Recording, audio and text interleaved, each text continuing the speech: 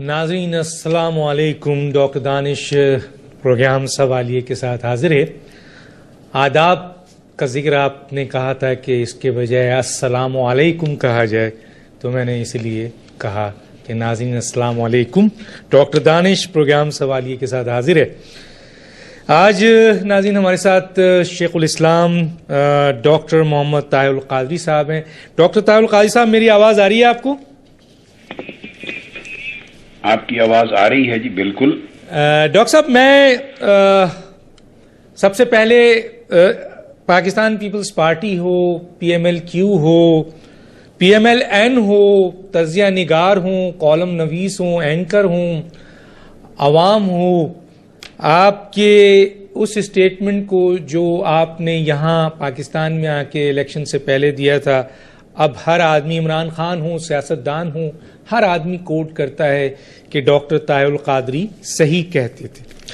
میں ان سب کے اقتصابات تو نہیں، لیکن ایاز امیر صاحب ایک بڑا نام ہے، تجزیہ نگار ہیں، کالم نویس ہیں. انہوں نے اپنے کالم میں لکھا ہے، وہاں سے یہ سوال پہلا آپ سے شروع کرتا ہوں. انہوں نے لکھا ہے کہ ڈاکٹر طاہر القادری نے امیدواروں کی جانچ پڑتال کا پرزور مطالبہ کیا تھا اور وہ اس مقصد کے لیے احتجاجی جلوس لے کر اسلام آباد بھی گئے تھے، لیکن اس وقت میڈیا اور سیاسی طبقے نے انہیں مذاق کا نشانہ بنایا. ڈاکٹر صاحب نے بھی غلطی کی، وہ سپریم کورٹ چلے گئے جہاں انہیں لینے کے دینے پڑ گئے. علامہ صاحب نے عمران خان کو بھی اپنے ساتھ شامل ہونے کی دعوت دی. کیا یہ سوچ رہے تھے کہ پی ٹی آئی میں انقلاب کی چنگاری موجود ہے؟ حقیقت یہ ہے کہ پی ٹی آئی کے تمام کارکنان لانگ مارچ میں شریک ہونے کے لیے تیار تھے، لیکن پارٹی کے بڑوں جو کچھ فہم روایتی سیاستدان ہیں نے اس خیال کی سختی سے مخالفت کی، چنانچہ وہ موقع ضائع ہو گیا اور قوم انتخابات کی طرف بڑھ گئی. اس موقع کو ضائع کیا گیا. پھر وہی ہوا جس کا خطرہ تھا اور عظیم دھاندلی ہوئی جس کے اوپر مہر اب آہستہ آہستہ نادرہ رکھتا جا رہا ہے. کیا کہیں گے اس پر آپ ڈاکٹر طاہر القادری صاحب؟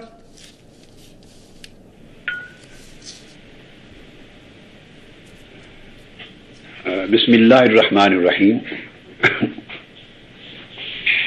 ڈاکٹر دانش صاحب، آپ نے اپنے ابتدائیہ میں ایاز امیر صاحب کے کالم کا ذکر کیا ہے. میں ان کا شکریہ ادا کرتا ہوں کہ انہوں نے ان حق کیا، اور وہ پہلے بھی اچھی سوچ کے حامل تجزیہ نگاروں میں سے ہیں اور متوازن رائے ہمیشہ دیا کرتے ہیں.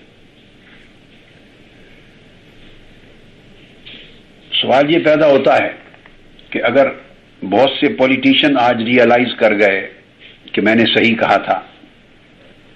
عمران خان صاحب نے بارہا اس کو ریپیٹڈلی کہا، اعتراف کیا کہ ہم سے غلطی ہوئی اور ڈاکٹر طاہر القادری صحیح کہتے تھے. بہت سے اینکر پرسنز اس کو مینشن کر رہے ہیں، تجزیہ نگار اور پولیٹیکل اینالسٹ جو ہیں خاص طور پہ وہ اس کو مینشن کر رہے ہیں، قوم کہہ رہی ہے. میں اس سے اتفاق کرتا ہوں، اور میں بھی صبح و شام ٹی وی دیکھتا ہوں، اخبارات دیکھتا ہوں اور ڈیولپمنٹ سے آگاہی رکھتا ہوں. لیکن سوال یہ پیدا ہوتا ہے کہ اس اعتراف کر لینے سے کیا اس پورے نقصان کی تلافی ہو جائے گی؟ یعنی بار بار یہ کہنا کہ ڈاکٹر طاہر القادری صحیح کہتے تھے، انہوں نے صحیح نکات اٹھائے تھے، انہوں نے کہا تھا اس نظام کے ذریعے کوئی تبدیلی نہیں آئے گی، سو ایسا ہی ہوا اور عظیم دھاندلی ہوئی. اس کا اعتراف صرف زبانی اعتراف کرتے رہنے سے کیا فرق پڑے گا؟ ہاں، ایک یہ اخلاقی اعتبار سے لائق تحسین امر ضرور ہے، لیکن اس کا بینیفٹ قوم کو کیا پہنچے گا؟ وہ 18 کروڑ عوام جو اس فرسودہ، استحصالی اور دھاندلی پر مبنی نظام انتخاب کے نتائج کا شکار ہو گئے، مل جل کے میڈیا نے، پولیٹیکل پارٹیز نے، لوگوں نے، طبقات نے، اینکرز پرسنز نے، اینالسٹوں نے جمہوریت کے نام پر کہ جمہوریت بھی ریل نہ ہو، ڈیموکریسی رہنی چاہیے، نظام رہنا چاہیے، یہ خوبصورت جملے ایک مخصوص ایجنڈے کی وجہ سے ان کو اتنا ہائی لائٹ کیا، قوم گمراہ ہو گئی، قوم پھسل گئی، قوم بیٹھ گئی، ایک جھوٹی امید میں چلی گئی دوبارہ۔ وہ جھوٹی امید جس پر 65 برس وہ قوم گزار کے آئی ہے، وہ بھول جاتی ہے۔ اس قوم کا حافظہ بڑا کمزور ہے۔ 5 سال گالیاں دیتے ہیں مقتدر لوگوں کو، سیاستدانوں کو، برسرد اقتدار طبقات کو، حکومتوں کو، جب انہیں روزگار نہیں ملتا، جب انہیں بجلی نہیں ملتی، جب انہیں عدل اور انصاف نہیں ملتا، جب ان کی جان و مال کا تحفظ نہیں ہوتا، عزت و آبرو لٹتی ہے، جب خون بہتا ہے، دہشت گردی نہیں رکتی، مہنگائی کنٹرول نہیں ہوتی، ان کا جینا دوبر ہو جاتا ہے، زندگی جہنم بنتی ہے۔ جب یہ سارا جہنم زار دیکھتے ہیں اپنے ارد گرد اور بڑے لوگوں کی لوٹ مار دیکھتے ہیں اوپر، اور مستقبل انہیں تاریک نظر آتا ہے، اور حکومت کی کوئی پالیسی، کوئی قدم عوام کے مفاد میں ان کا کوئی قدم اٹھتا ہوا دکھائی نہیں دیتا، دور دور تک مایوسی کے اندھیرے دیکھتے ہیں، ایک پورے ملک میں تباہی دیکھتے ہیں۔ اس وقت 4 سال، 3 سال، 5 سال گالیاں دیتے ہیں گھر میں بیٹھ کر۔ جب الیکشن کا ماحول آتا ہے، اخبارات مل جاتے ہیں، ٹی وی مل جاتے ہیں، چینل مل جاتے ہیں، ساری پولیٹیکل پارٹیز مل جاتی ہیں، مذہبی جماعتیں مل جاتی ہیں، یہ سارے طبقات جو اس نظام سے فائدہ اٹھانے والے ہیں، جو اس نظام کے بینیفیشریز ہیں، پھر بڑے بڑے بجٹ کے منہ کھل جاتے ہیں۔ ان کے بہت سو کے کاروبار ہیں، ان کے بزنس ہیں، ان کے لیے انڈسٹری ہے، بزنس ہے، ان کو پیسہ چاہیے، وہ 24 گھنٹے اس کا راگ الاپتے ہیں، پھر پوری قوم جو حشر 5 سال ان کا ہوا ہوتا ہے اس کو یکسر بھول جاتی اور ایک نئی امید لگا بیٹھتی ہے کہ شاید اس بار ان انتخابات کے نتیجے میں تبدیلی آ جائے۔ افسوس وہ یہ اس وقت بھول جاتے ہیں کہ کن سے تبدیلی کی امید کر رہے ہیں۔ 65 سال سے بھئی ہر الیکشن کے بعد حکومت تو بدلتی رہی ہے، اور حکومت اب بھی بدل جائے گی، اور اس الیکشن کے نتیجے بھی حکومت تو بدلی، مگر نظام کبھی نہیں بدلا۔ نظام وہی ظالم اور خونخوار ہے جو 65 سال سے غریب عوام کا خون چوس رہا ہے، اور یہ چوستا ہی رہے گا۔ لہذا صرف اس بات کے اعتراف سے کچھ نہیں بنے گا ڈاکٹر صاحب، اس کے خلاف، اس ظلم کے خلاف بغاوت کرنی ہوگی، اس ڈھونگ کے خلاف جمہوریت کے نام پہ جو ہوتا ہے، اس فراڈ کے خلاف جو جمہوریت اور سیاست اور نظام کے نام پہ ہوتا ہے، اس فراڈ کے خلاف اٹھنا ہوگا، عملاً میدان میں آنا ہوگا، اس کے خلاف بغاوت کرنی ہوگی، علم بلند کرنا ہوگا اس کے خلاف بغاوت کا۔ میں یہی سر جمہوری طریقے سے، ڈاکٹر صاحب آپ نے یہ تو وضاحت کر دی، میں یہ سوال پوچھنا چاہوں گا جس کا جواب آپ دینے جا رہے ہیں۔ ڈاکٹر صاحب آپ نے اعلان کیا ہے، آپ 2012-23 دسمبر کی عظیم، ہمیں وہ جلسہ یاد ہے جب آپ آئے اور آپ کے ساتھ عظیم پاکستان کے بہت بڑا جلسہ دیکھنے کو ملا، پھر آپ نے ایک عظیم لانگ مارچ کیا، اور آپ اسلام آباد میں آپ نے وہ لانگ مارچ وہاں ٹھہرا جو پاکستان تو کیا دنیا کی تاریخ میں ایسا لانگ مارچ دیکھنے کو نہیں ملا، لیکن آپ کوئی تبدیلی نہیں لا سکے ڈاکٹر صاحب۔ اب آپ 1 کروڑ کے نمازی کی بات کر رہے ہیں، اور آپ کہہ رہے ہیں کہ 1 کروڑ لوگوں کو جمع کیا جائے گا۔ میرا سوال آپ سے ہے، یہ میرا نہیں ہے، بہت سارے لوگوں کا ہے، کہ ڈاکٹر صاحب بتائیں کہ آپ 1 کروڑ نمازی تو جمع کر لیں گے، یقیناً کر لیں گے، لیکن یہ بتائیے کہ جو لوگ 66 سال سے 200 خاندان اس ملک کی سیاست پہ، وسائل پہ، حکومت پر، ہر چیز پر قابض ہے، جس کو سسٹم کی سپورٹ بھی حاصل ہے، جس کو بیرونی طاقتوں کی سپورٹ بھی حاصل ہے, جس کو اندر موجود مفاد پرستوں کی سپورٹ بھی حاصل ہے, کیا آپ 1 کروڑ عوام سے ان کو شکست دے دیں گے؟ جی ڈاکٹر صاحب. انشاءاللہ تعالی مختصر جواب تو یہ ہے, تو پھر میں اس کا تفصیل عرض کرتا ہوں. انشاءاللہ 100% یقین ہے شکست دے دیں گے, اور 200 خاندان تو کیا 2000 خاندان بھی ہو خس و خاشاک کی طرح بہتے ہوئے نظر آئیں گے, ان کے اقتدار کے محلات بہ جائیں گے. اب آپ کا سوال کہ اس مرتبہ کیوں نہیں ہو سکا, وہ بڑا ریلیونٹ ہے, کئی لوگوں کے ذہنوں میں ہوگا, آج میں اس پر روشنی ڈالنا چاہتا ہوں. پہلی بات تو یہ ڈاکٹر دانش صاحب کہ لانگ مارچ کا programme all of a sudden بنا تھا اور اناؤنس ہوا تھا. اس کے پیچھے 1 سال تو درکنار 1 مہینے کی تیاری بھی نہیں تھی. تیاری صرف 23 دسمبر کے جلسے کی تھی, لیکن وہ جلسہ جب ملین افراد سے بڑھ گیا, 2 ملین کے قریب جا پہنچا, 25 کلومیٹر تک ٹھاٹھے مارتا ہوا عوام کا سمندر بن گیا, اس کے پیش نظر یہ ہمارے اوپر اخلاقاً واجب ہو گیا تھا کہ خطاب کر کے اپنے استقبالیہ جلسے سے لوگوں کو واپس بھیج دینا ظلم ہوگا, لوگ مایوس جائیں گے. یہ لاکھوں لوگ, ملینز لوگ صرف میرے استقبال کے لیے نہیں آئے, اپنا مقدر بدلنے کی امید لے کر بھی آئے. صرف مجھے دیکھنے اور میرا خطاب سننے کے لیے نہیں آئے, اس ملک کو تاریکیوں سے نکالنے کی کوئی آس لے کر آئے. ان کے لیے, ان کے مقدر کو بدلنے کے لیے, ملک بچانے کے لیے, اسٹیٹ ریاست بچاؤ, اس کے لیے کوئی عملی قدم اٹھانا چاہیے. فی الفور یہ ڈیسیژن کیا اور صرف 3 ہفتے کا وقفہ دیا, اور 3 ہفتے میں وہ لانگ مارچ مرتب ہوا. اس کے پیچھے کوئی تیاری, کوئی میسج نہیں تھا. آپ کو معلوم ہے, پوری قوم جانتی ہے کہ 23 دسمبر کے جلسے سے 1 دن پہلے تک بھی لانگ مارچ کا کوئی تذکرہ نہیں تھا, ہمارے پلان میں نہیں تھا. ہماری اخلاقی ذمہ داری بن گئی. لیکن دوسرا ایسپیکٹ بڑا امپورٹنٹ ہے, وہ صرف پاکستان عوامی تحریک کی جد و جہد تھی, تنہا 18 کروڑ عوام کے ملک میں.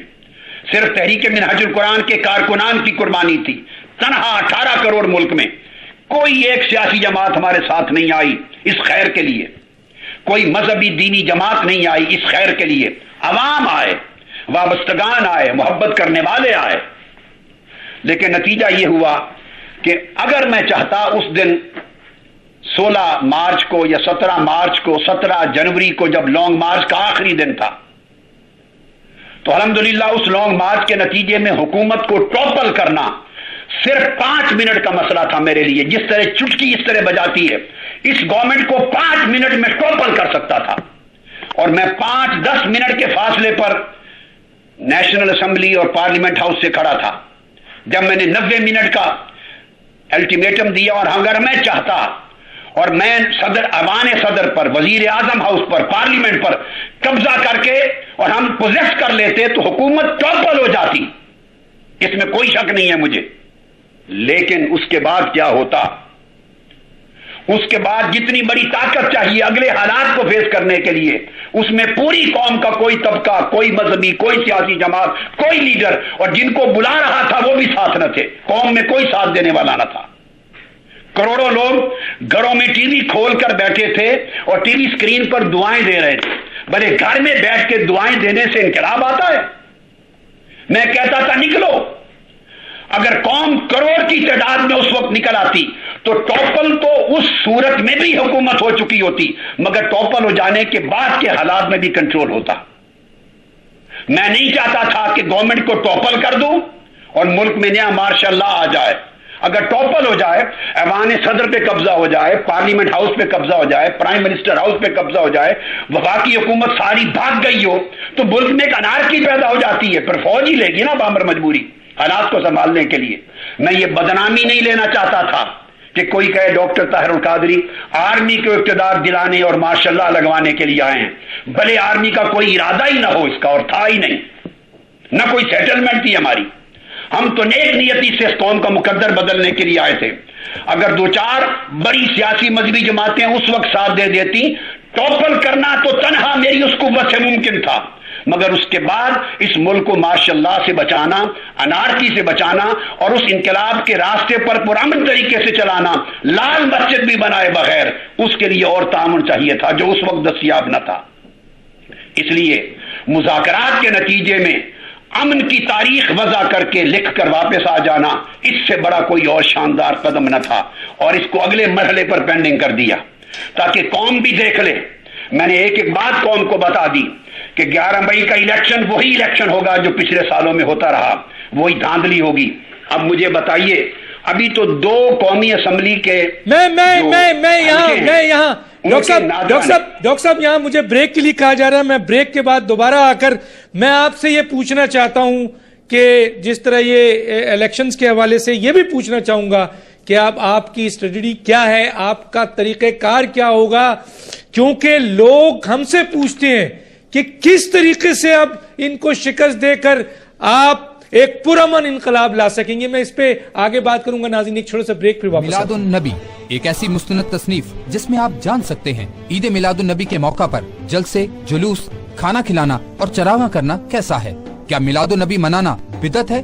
ان تمام سوالات کے جواب جاننے کے لیے آج ہی اپنے قریبی بک شاپ سے ناظرین ڈاکٹر صاحب یہ بتائیے کہ الیکشن کمیشن کی کریڈیبلٹی تو تھی ہی نہیں، اور پھر جو الیکشن ہوا 2013 اس کے رزلٹ کی کریڈیبلٹی کو میڈیا نے بھی، آپ نے تو بہت پہلے بتا دیا تھا، میڈیا نے بھی اور اب نادرا نے بھی ثابت کر دیا دھاندلی کو۔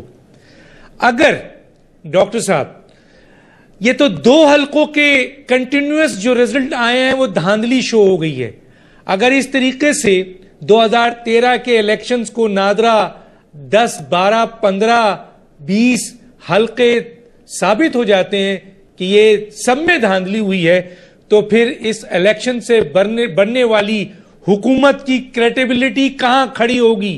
اور کیا آپ نہیں سمجھتے کہ عوام کا یہ مطالبہ آئے گا کہ فوری طور پر الیکشن دوبارہ کرایا جائے؟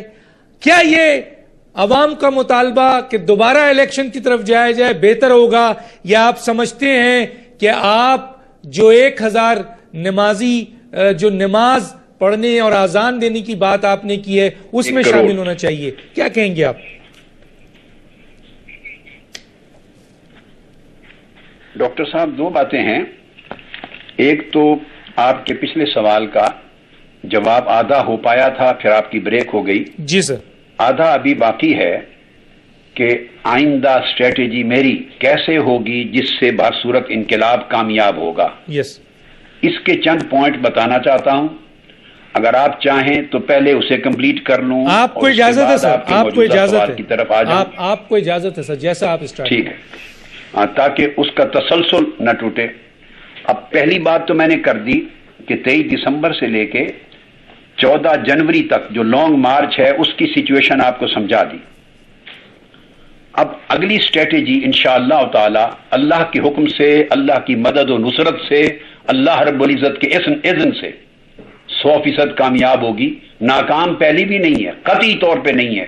یہ وہی اسی کی کامیابی ہے جس نے اویئرنیس دی ہے، جس کے نتیجے میں ہر شخص کہہ رہا ہے کہ میں نے سچ کہا تھا، اور اس کو سمجھ آ رہی ہے کہ غلطی ہوئی ہم سے۔ یہ اس کی کامیابی کا منہ بولتا ثبوت ہے، لیکن ہمیں عملاً نتائج کے اعتبار سے انقلاب کی کامیابی چاہیے۔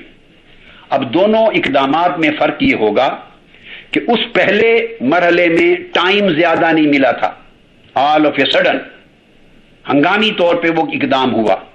اب پہلا نقطہ یہ کہ الحمدللہ کافی ٹائم ملے گا، اور اس ٹائم میں لوگ مشاہدہ بھی کرتے رہیں گے اور کر بھی رہے ہیں، اور مائنڈ سیٹ بھی تیار کریں گے۔ نمبر 2، اس وقت صرف 3 ہفتے تھے۔ 23 دسمبر کے جلسے میں لانگ مارچ کا اعلان ہوا، اور صرف 3 عرصے میں ہمیں تو اپنی تیاری سے بھی ہوش نہیں تھا۔ کارکن ورلڈ وائڈ اور تنظیمات ابھی پہلے 3 دسمبر کے جلسے کے بوجھ سے فارغ نہ ہوئے تھے کہ اگلا اعلان ہو گیا، تو ہم تو وسائل کی تیاری میں اور اس کی تیاری میں لگ گئے، اور پورا میڈیا اور وہ لوگ جو خریدے گئے، جن کی زبان بھی بکی ہوئی ہے، جن کا قلم بھی بکا ہوا ہے، جن کا ضمیر بھی بکا ہوا ہے، زندگی کا ایک ایک لمحہ بکا ہوا ہے، وہ 24 گھنٹے آ کر ٹی وی پر بیٹھ جاتے تھے، اور ہر روز کے 50 ٹاک شو ہوتے ہیں، ٹاک شو تمام چینلز کو ملا لیں، اور 24 گھنٹے ان کا کام یہ تھا کہ یہ بیرونی ایجنٹ بن کے آئے، جو ان کا عزم ننگا ہو گیا۔ 24 گھنٹے کام تھا، کسی نے پیسے دیے، یہ ڈیموکریسی کو ڈیریل کرنے آئے ہیں، ماشاء اللہ لگوانے آئے ہیں۔ جتنے الزامات ان سے بن پڑتے تھے، جھوٹ اور کذب اور تہمت، اس کا انہوں نے ایک بازار گرم کر دیا 24 گھنٹے، جس سے لوگ کنفیوز کر دیے انہوں نے۔ لوگ اسی سوچ میں رہے کہ حقیقت کیا ہے۔ اب وہ صاف ہو چکا، وہ پتہ چل گیا کہ وہ ایجنٹ کس کے تھے کس کے نہ تھے، اور ایجنٹ ہے کون، اصل ایجنٹ کون ہے۔ پتہ چل گیا کس نے پیسے دیے تھے کس نے نہیں دیے، اور انتخابات میں اقتدار پر لانے کے لیے پیسے دیے کس کو گئے اور کن طاقتوں نے دی۔ اب پتہ چل گیا کہ معاملہ الٹ ہو گیا، اب وہ ننگے ہو گئے، اب وہ الزامات لگا چکے، لہذا اب میسج پہنچے گا اور کافی وقت ملے گا۔ 18 کروڑ عوام تک انقلاب کا میسج پہنچنے کا وقت مل رہا ہے۔ سچویشن چینج ہو جائے گی، ہمیں تیاری کا وقت زیادہ ملے گا، سچویشن چینج ہوگی۔ 11 مئی کے الیکشن آنے والے ہمارے انقلاب کو سپورٹ کریں گے۔ الیکشن کے نتائج دنیا نے دیکھے، دنیا نے تسلیم کیے، میری کہی ہوئی ایک ایک بات سچ ثابت ہوئی، لوگوں نے تسلیم کی۔ یہ ساری صورت اور اس وقت بھی جو کچھ ہو رہا ہے اور لوگوں کے مسائل حل ہونے کی بجائے ایک لوٹ مار کی سیل قومی اداروں کی لگنے والی ہے۔ یہ سارے حالات جو قوم دیکھ رہی ہے اور قوم اعتراف کر رہی ہے، یہ اس انقلاب کی آنے والی جد و جہد کو سپورٹ کریں گے۔ اور پھر بات صرف اتنی ہے کہ ہم اتنی طاقت عوام کی اکٹھی کریں گے، ہمارا تکیہ آگے بھی کسی مذہبی سیاسی جماعت پہ نہیں ہے۔ ہاں، تبدیلی کی سچی خواہش رکھنے والوں کو اب اگر خیال آ جائے اور اپنی غلطی کی تلافی کرنے کے لیے تیار ہو جائیں تو ان کو میرے اگلے انقلاب کی جد و جہد کے لیے آج بھی دعوت ہے اور ہر روز دعوت ہے۔ لیکن ہم اتنی عوامی قوت کے ساتھ نکلیں گے کہ کسی کی محتاجی نہ رہے۔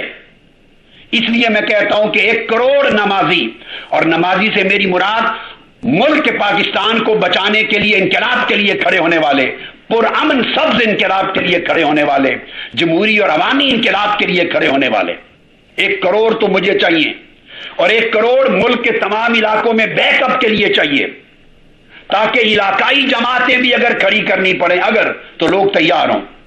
انشاءاللہ تعالی اتنی بڑی تعداد اب تیار ہوگی عوام کی، وہ سب کچھ دیکھ چکے ہیں اور ان کی امیدوں کا آخری جھوٹا جو چراغ تھا وہ بھی بجھ گیا ہے۔ اس لیے اب جو قدم اٹھے گا وہ بہتر تیاری سے اٹھے گا، اور اسٹریٹجی کیا ہوگی یہ میں نہیں بتا سکتا اس وقت، وہ وقت بتائے گا انشاءاللہ تعالی۔ لہذا آنے والا سٹیپ اللہ کے فضل و کرم سے کامیاب و کامران ہوگا۔ قوم کو میسج دینا چاہتا ہوں کہ وہ انقلاب کے لیے تیار ہو۔ اس فرسودہ فراڈ پر مبنی انتخاب سے تمہارا مقدر نہیں بدلنا۔ یہ نظام تمہارا دشمن ہے، لوگوں، تمہاری نسلوں کا دشمن ہے، پاکستان کی ریاست کا دشمن ہے، 18 کروڑ غریبوں کا دشمن ہے، جھگیوں میں رہنے والے بے روزگاروں کا دشمن ہے، انصاف کے طلبگاروں کا دشمن ہے۔ یہ نظام صرف چند ہزار خاندانوں پر مشتمل اشرافیہ کے سیاسی مفاد کے تحفظ کے لیے بنا ہے۔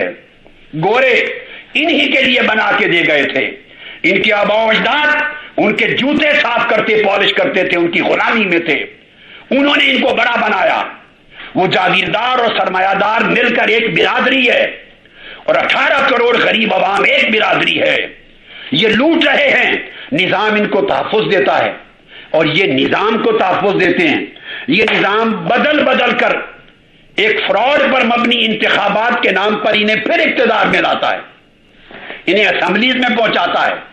یہ اسمبلیز میں آ کر آئینوں میں ترمیمیں کرتے ہیں، اپنے مفاد کے تحفظ کے لیے، اپنی کرسی کے تحفظ کے لیے، مکا کے لیے کرپٹ لوگ مل کر سمجھوتا کرتے ہیں، عوام کے خلاف ایک سازش کرتے ہیں، اور پھر آئین کا نام لے کر ہر وہ کام کرتے چلے جاتے ہیں جو عوام دشمنی اور ملک دشمنی پر مبنی ہوتا ہے۔ اے 18 کروڑ عوام اور تبدیلی کے چاہنے والوں اور اس ملک میں عدل اور انصاف کا راج چاہنے والوں، اللہ کی عزت کی قسم، یہ نظام، یہ لوگ، یہ لٹیرے کبھی بھی آپ کی اور آپ کی نسلوں کے مقدر کا نہیں سوچتے، نہ سوچیں گے. یہ ملک پاکستان کی ریاست کا نہیں سوچتے. انہیں غرض ہے کہ 100 سال تک ان کی نسلوں کی عیاشی کے لیے پیسہ جمع ہو جائے، پوری دنیا کے بینکوں میں ان کے اکاؤنٹ کھل جائیں، پوری دنیا میں گلوبل ان کے بزنس کی امپائرز بن جائیں. یہ کنگڈمز بنانا چاہتے ہیں نسل در نسل وراثت میں. ان کے سامنے سعودی عرب کا نقشہ ہے، عرب امارات کا نقشہ ہے، اور ان عرب ممالک کا، میڈل ایسٹرن کنٹریز کا جہاں بادشاہتیں ہیں. یہ جمہوریت کے نام پر، چونکہ خاندانی بادشاہ یہاں چل نہیں سکتی، جمہوریت کے نام پر حقیقی سیاسی بادشاہتوں کے لیے کام کرتے ہیں. انہیں کوئی غرض نہیں اس غریب کی بیٹی کے لیے کی جس کے سر پہ دوپٹہ نہیں، جس کے ہاتھ پیلے کرنے کا پیسہ نہیں. انہیں کوئی غرض نہیں ان غریبوں کے لیے جو جل رہے ہیں، بموں کے ساتھ مر رہے ہیں، جن کو روزگار نہیں، جن کی مال لٹ رہا ہے، جو مایوس ہو رہے ہیں، ملک چھوڑ رہے ہیں، جن کے پاس بجلی پانی کا بل دینے کا پیسہ نہیں، بل دیں تو کھانے کا پیسہ نہیں، گروسری کھانے کی لائیں تو بچوں کی فیس کا پیسہ نہیں، فیس ادا کر لیں تو دیگر بل ادا کرنے کا پیسہ نہیں. ان کو پتا ہے کہ آپ جہنم کی زندگی گزار رہے ہیں، یہ آپ کو جہنم میں رکھنا چاہتے ہیں، اور یہ نظام ان کا محافظ ہے، آپ کا وفادار نہیں ہے. اٹھنا ہوگا اس نظام کے خلاف، ان لٹیروں کے خلاف. لوگ جب بھی اٹھے تب انقلاب آیا. چائنا میں بھی ایسے ہی لوگوں کا گرفت تھا، مواخذہ تھا. لوگ اٹھے، انہوں نے اپنی تقدیر کو آزاد کیا. ایران میں بھی شہنشاہیت تھی، لوگ اٹھے، آزاد کیا. پرانے وقتوں میں فرانس میں بھی ایسا تھا. الغرض دنیا میں جہاں بھی ماضی میں یا حال میں تبدیلی آئی ہے، وہ ان لوگوں کے ہاتھ میں رہنے والے نظام کے ذریعے نہیں آئی. لوگ اٹھے ہیں، انہوں نے اٹھ کے نظام کو پلٹ کے رکھ دیا، جڑ سے اکھاڑ پھینکا. اور میں ڈاکٹر صاحب یہاں پر مجھے روکنا پڑے گا، بریک کے لیے کہا جا رہا ہے. بریک کے بعد آ کر پھر میں آپ سے سوال کرتا ہوں. ناظرین ایک چھوٹا سا بریک پہ واپس آتے ہیں. سینہ اسلام کے لیے کھول دیتا ہے، وہ اللہ کی طرف سے نور پر ہوتا ہے. یہ قاعدہ ہے شریعت کا. کوئی شے اسلام کے مختلف فکری، اعتقادی، سائنسی اور عصری موضوعات پر شیخ الاسلام ڈاکٹر محمد طاہر القادری کے خطابات کا سلسلہ روزانہ صرف کیو ٹی وی پر. ویلکم بیک ناظرین. ڈاکٹر صاحب، ایک مقروض باپ نے کاروبار جب اس کا تباہ ہو گیا تو اس نے اپنی ایک بیٹی جو میڈیکل کی اسٹوڈنٹ تھی اس کو گولی مار دی. ایک انجینئرنگ کا بیٹا تھا اس کا، جس نے انجینئر بننا تھا، انجینئرنگ کالج میں تھا، اسے بھی گولی مار دی. اور ایک لڑکی جو کامرس کی تھی اسے بھی گولی مار کے اپنے آپ کو خودکشی کر لی، عزت بچانے کے لیے کہ وہ اپنے کاروبار کے تباہ ہونے کے بعد یہ قرض ادا نہیں کر سکتا تھا. ایک ماں جب تک 3 بیٹیوں کو ایک وقت کا کھانا کھلاتی رہی ٹھیک رہی، جب اس سے یہ بھی چھن گیا تو ان 3 بچیوں کو، جوان بچیوں کو لے کر نہر میں کود گئی. 5 بہنیں غربت سے تنگ آ کر، ان کی شادی نہیں ہو رہی تھی، وہ نہر میں چھلانگ لگاتی ہیں اپنی جان دینے کے لیے. ایک باپ جو منتوں سے اپنی اولاد مانگتا ہے اور منتوں سے ملتی ہے اولاد، اور آج یہ حال ہے کہ ان 2 اولادوں کو لے کر روڈ پہ کھڑا ہوا فروخت کر رہا ہے. میں آپ کو ایک لمبی داستان ہے میرے پاس، ڈیٹیل میں یہ بتاؤں. یہ جان دے رہے ہیں تو یہ کسی خاص مقصد پہ، کیونکہ نہ حکمرانوں کے کانوں میں جوں رینگتی ہے، نہ اپوزیشن کے کانوں میں جوں رینگتی ہے، نہ اداروں کے کانوں میں جوں رینگتی ہے. ڈاکٹر صاحب کسی کے کانوں میں جوں نہیں رینگتی، اور خود یہ لوگ جان تو دے رہے ہیں لیکن ایک خاص مقصد کے لیے کھڑے ہو کر جان دینے کو تیار نظر نہیں آتے. کیا کہیں گے آپ؟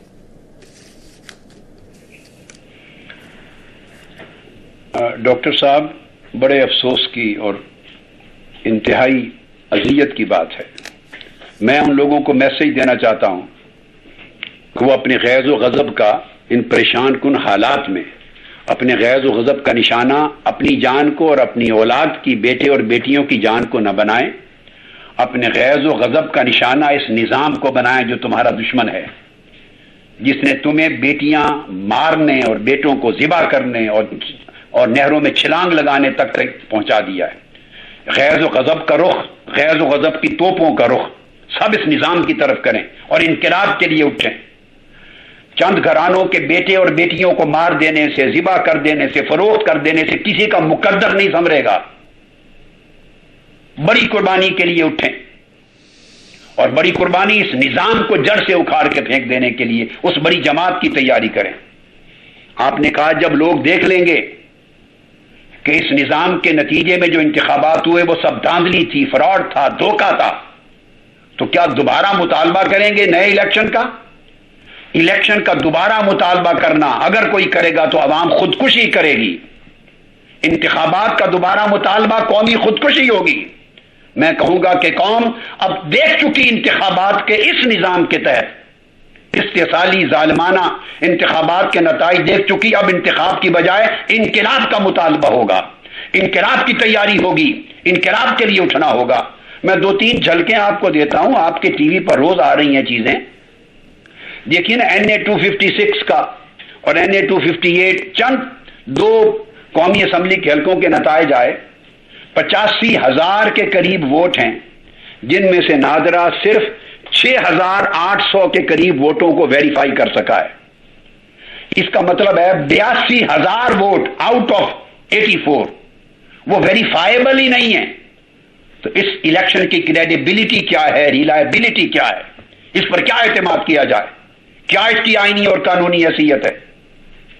پھر نادرا نے اسٹیبلش کر دیا ہے کہ ایک آدمی نے 35 ووٹ ڈالے ہیں. یہ وہ چیزیں ہیں جو اس 1-2 حلقے سے ثابت ہو چکی ہیں. ایک آدمی 11 عورتوں کا ووٹ ڈال رہا ہے، 11 عورتوں کی جگہ پر. ہزارہا جگہ فیک نیشنل ID کارڈ کے نمبر یوز کیے گئے ہیں. یہ سب کچھ ہوا ہے، یہ سارا کچھ قوم دیکھ رہی ہے. میں اس پر مطالبہ کرتا ہوں کہ 50 قومی اسمبلی کے حلقے پورے ملک ان کو نادرا ویریفائی کرے. پنجاب کا صوبہ بڑا صوبہ ہے، 20 حلقے مختلف سیاسی جماعتوں کی مشاورت کے ساتھ چوز کر لیے جائیں یا ایٹ رینڈم نکال لیے جائیں. 20 قومی اسمبلی کے حلقے پنجاب سے ویریفائی ہو، نادرا کرے. 10 قومی اسمبلی کے حلقے باقی تینوں صوبوں سے. 50 نادرا کی قومی ذمہ داری ہے تاکہ ننگا کیا جائے یہ مکروہ چہرہ اس نظام انتخاب کا. اور یہ سارا فراڈ اگر ثابت ہو جائے تو اس کے بڑے ذمہ داران انتخابات کروانے والے ان کو شاہراہوں میں لٹکا دیا جائے. یہ صرف مذمت کرنے سے بات نہیں بنے گی. ابھی آپ حال ہی میں دیکھیے ڈاکٹر دانی صاحب، یہ نیب کے نئے چیئرمین کا تقرر ہوا ہے ایک مکمکا کے ساتھ. میں ایک سوال کرتا ہوں، لوگ پریشان ہیں، ٹی وی پر ڈسکشنز ہو رہی ہیں. بھئی آپ ان سے توقع کیا کرتے ہیں؟ اس کے علاوہ یہ احتساب ہونا کس کا تھا؟ کرپشن کے کیسز کن کے پڑے ہوئے ہیں، کن کے خلاف 20 سال سے کن کا مواخذہ ہونا تھا؟ بھئی انہی 2 جماعتوں کے لیڈروں کا، انہی 2 جماعتوں کا. تو کیا یہ ایسے آدمی کو نیب کا چیئرمین لگا سکتے ہیں مل کر جو ان کا احتساب کرے، جو ان کی کرپشن کا دروازہ بند کرے؟ ایسا کبھی نہیں ہوگا. یہ امتحان ہے ان لوگوں کے لیے جنہوں نے کرپشن کے خاتمے کے نام پر الیکشن لڑا تھا، تبدیلی کا الیکشن لڑا تھا، کہ آیا وہ اس کے خلاف تحریک چلا کر اس کا خاتمہ کرتے ہیں یا نہیں. میں آپ کو اپنا میسج دینا چاہتا ہوں کہ اس نظام پر عوام بھروسہ نہ کریں، آپ کبھی بھروسہ نہ کریں. یہ لوگ اپنی بزنس امپائر کو ڈیولپ کرنے کے لیے آئے ہیں. اب اس طرح کے نیب کے چیئرمین کے ذریعے جو ہر حکومت میں محبوب رہا ہے، آپ ان کا انٹرویو سنیے، ٹی وی پر آیا ہے، بس آپ انٹرویو سن کے اندازہ کر لیں گے. وہ ایسے شخص ہیں کہ کسی کے خلاف کوئی کارروائی نہیں کرنے والے، کوئی کارروائی نہیں ہوگی. جن کے خلاف پہلے کرپشن کے کیسز تھے ان کو بھی کلیئرنس کی چٹ مل جائے گی، جو موجودہ حکمران ہیں ان کو بھی کلیئرنس مل جائے گی. یہ سارے نہلا دھلا کر پاک صاف ہو جائیں گے. ان میں کوئی کرپٹ نہیں ثابت ہوگا. کرپٹ صرف وہ لوگ ہوں گے اور ہیں جو کرپشن کے خلاف بولتے ہیں. جب تک یہ رہیں گے قومی ادارے بکتے رہیں گے. 31 سے 34 کے قریب قومی ادارے نجکاری کے نام پر لوٹ سیل پر ہیں. فرنٹ مین اور ہوں گے, نئے نام ہوں گے فرنٹ پر, پیچھے یہی لوگ ہیں, یہی کھلاڑی ہیں. یہ ملک کے پورے قومی ادارے خرید لیں گے. یہ 100 سال تک اپنی نسلوں کو معاشی تحفظ دینے کے لیے آئے ہیں, کنگڈمز کے لیے آئے ہیں. دونوں گھر ایک دوسرے کی کرپشن کو بچائیں گے. انہوں نے آئین میں ایسی ترمیمیں کر رکھی ہیں کہ اگلا الیکشن بھی اسی الیکشن کمیشن کے تحت ہوگا. اگر پہلے ہو گیا الیکشن, اور اس الیکشن کمیشن کی مدت ابھی 4 سال ہے, یہی لوگ کروائیں گے جنہوں نے اب تباہی کی ہے پوری قوم کی. اور اگر الیکشن 5 سال بعد ہوئے تو نئے الیکشن کمیشن کا تقرر یہی لوگ کریں گے دوبارہ اسی ترمیم کے تحت. گورنمنٹ اور اپوزیشن مکا کر کے پھر مرضی کے لوگ لائیں گے تاکہ ان کے سیاسی مفادات کا تحفظ ہو. قوم کب تک بے وقوف بننا چاہتی ہے؟ تبدیلی کی خواہش رکھنے والوں, انقلاب کے سوا آپ کا مقدر کوئی اور راستہ سنوار نہیں سکتا. لات مارو ان کرپٹ لیڈروں پر, لعنت بھیجو اس فرسودہ ظالم نظام پر, اور اٹھو انقلاب کے لیے. اپنے بچوں کو جلانے اور مارنے اور نہروں میں چھلانگ لگانے کی بجائے اس نظام کو اٹھا کر سمندر میں چھلانگ لگوا دو, اس کو برباد کرو اور 18 کروڑ عوام کا مقدر سنوارو. دنیا پاکستان کی طرف دیکھ رہی ہے. یہ نیوکلیئر ٹیکنالوجی رکھنے والا ایٹمی ملک ہے, پورے عالم اسلام کا لیڈنگ رول ہے. پاکستان کی ریاست پر بڑی آس امید ہے. ہمیں ریاست پاکستان کو بچانا ہے, ہمیں پاکستان کی ایٹمی صلاحیت کو بچانا ہے, پاکستان کو پرامن پاکستان بنانا ہے, خوشحال ملک بنانا ہے, 18 کروڑ عوام کے چہروں پر خوشیاں مسکراہٹوں کو دلانا ہے. اور یہ لوگ خوشیاں اور خون چھیننے والے ہیں, تو اٹھو ان کے چہروں کی لالی چھین لو. یہ ان کے چہروں کی سرخی خریدو, تمہارے خون سے بنی ہے. اٹھ کر ان کی لالی چھین لو, ان کے چہروں سے, ان سے نظام چھین لو. اور میں تمہارے ساتھ ہوں انشاءاللہ. تیاری کا وقت ہے. اٹھے ایک ایسے انقلاب کے لیے کہ یہ فرسودہ نظام سمندر میں غرق ہو جائے, اور یہ 200 نہیں 2000 خاندان بھی تنکوں کی طرح انشاءاللہ بہتے نظر آئیں گے. میں وہ منظر دیکھ رہا ہوں انقلاب کے لیے جب اللہ کی مدد سے میں اٹھوں گا اور کروڑوں عوام میرے ساتھ اٹھیں گے. 1 کروڑ نمازیوں کی جماعت کھڑی ہوگی. یہ لوگ اسی طرح ملک سے بھاگ جائیں گے جیسے پچھلے لانگ مارچ میں لوگ اسلام آباد سے بھاگ گئے تھے. عوام کا اقتدار ہوگا, عوام کا مقدر سنورے گا. میں تمہاری نسلوں کا مقدر بچانا چاہتا ہوں.